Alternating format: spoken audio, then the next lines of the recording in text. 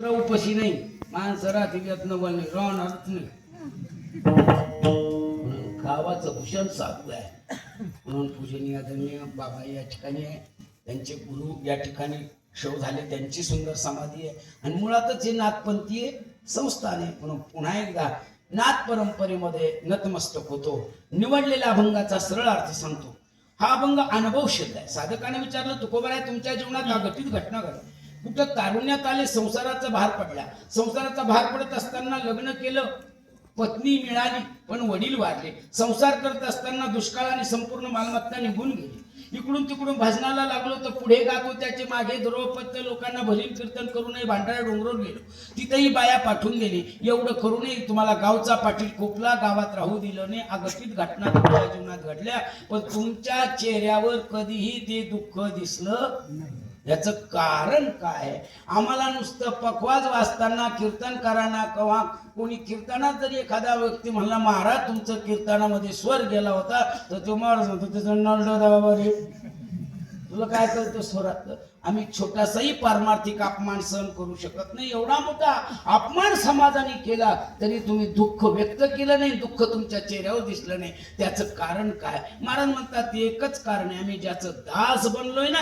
त्याच्यामुळे आमच्या ठिकाणी कुठलंही दुःख राहिलं नाही. म्हणून आम्हा जे आमच्यासारखे असतील त्यांना दुःख नाही, त्रिलोक्यात दुःख. पण का नाही? आम्ही ज्याचं दास बनलो तो देव आमच्या मागे पुढे आहे आणि आमच्यावर येणाऱ्या संकटाचं निवारण करतो. म्हणून आम्हाला भीती नाही, दुःख नाही. खरंच करतो का? महाराज म्हणतात त्याला आम्ही जसं हो म्हटलं तसा तो होतो, आमच्या हाकेला धावून येतो. म्हणून आम्हाला तो देव मागे पुढे आहे, म्हणून आमच्यावर येणाऱ्या संकटाने कोड्याचं निवारण करतो. मग आम्हाला त्यापैकी कुठली भीती नाही. महाराज ही गोष्ट खरी आहे.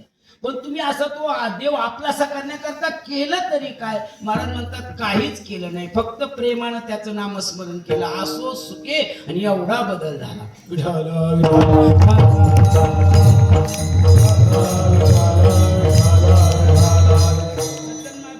काही अनुभव पाहून घ्यावे लागतात, काही अनुभव खाऊन घ्यावे लागतात, काही अनुभव न पाहता खाता सांगावे लागतात, आणि काही अनुभव मात्र करूनच सांगावे लागतात.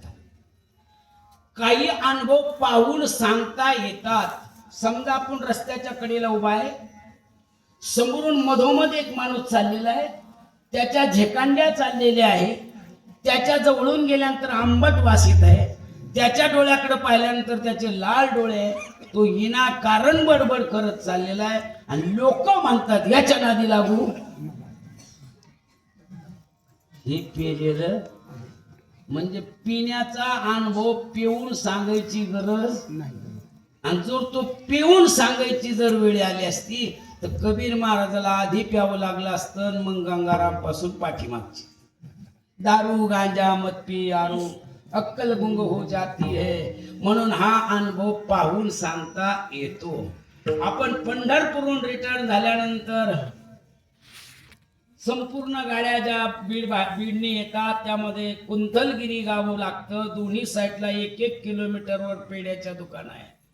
मग गाड्या थांबल्यानंतर माणसाची झुंबड उडती. पेढे घ्यायला खाऊन घेतात का पाहून? खाऊन घ्या. पावशेर पेढे घ्यायचे पण अर्धा किलो खातो.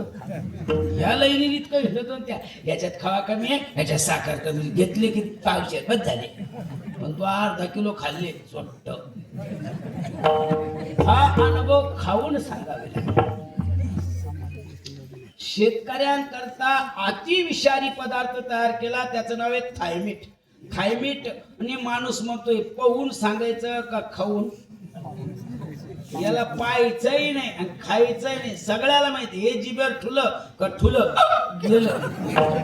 काही अनुभव पाहून सांगायचे, काही अनुभव खाऊन सांगायचे, काही अनुभव न पाहता न खाता सांगायची.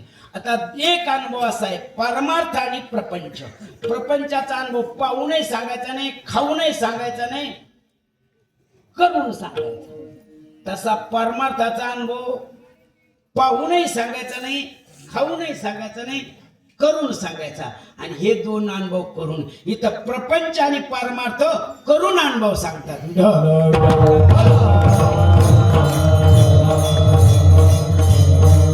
तुकोबाराने विचारलं, तुकोबारा तुमचा प्रपंचातला अनुभव काय आहे? महाराज म्हणतात सांगू का? सांगा की. जन हे सुखाचे दिल्या घेतल्या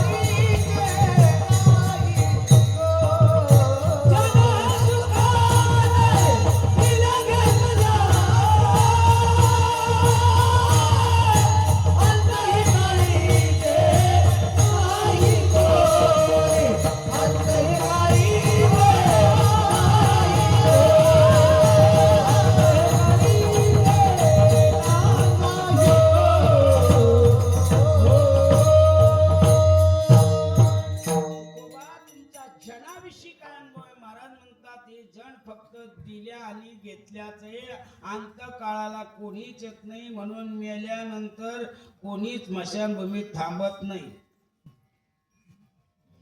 नाही आजचे दिवस राहतो लय प्रेमाचा माणूस होता.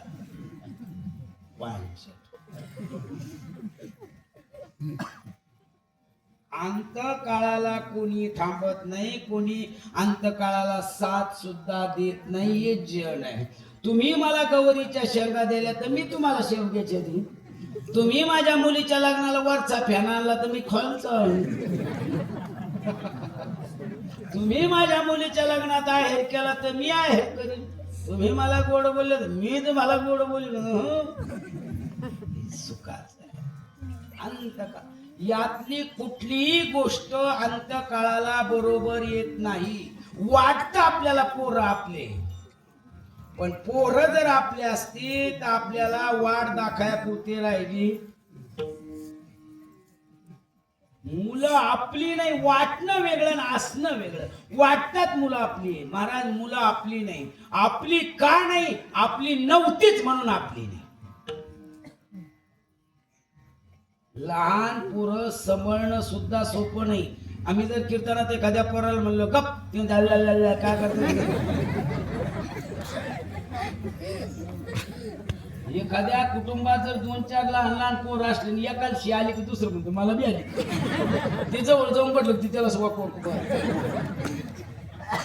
तिची शी झाली ते असं धरून येतं. त्याच्या मम्मीला म्हणतो मी अशी केली, त्याची मम्मी म्हणते वाघ धुतो. ते ज्यानं केली त्याची धुतली ते दुसरं म्हणतो माहिती केलं वास लागत.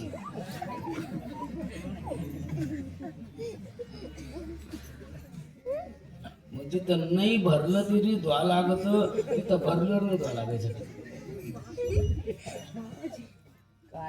वाटणं वेगळं. आपल्याला वाटतं लय मोठी बायका म्हणजे सुखी. जर लय मोठ्या बायकावाला सुखी असतात तर रावणाला 80,000 होत्या. त्या बी देखण्या होत्या. एक डोळा हकणार तिथं बी देखणं बांगायला होते. मग 80,000 बायकावाल्याला जर सुख मिळालं असतं तर ते सीतेकडे गेलं. साधा तर्क आहे. ज्या अर्थी दूर आहे त्या अर्थी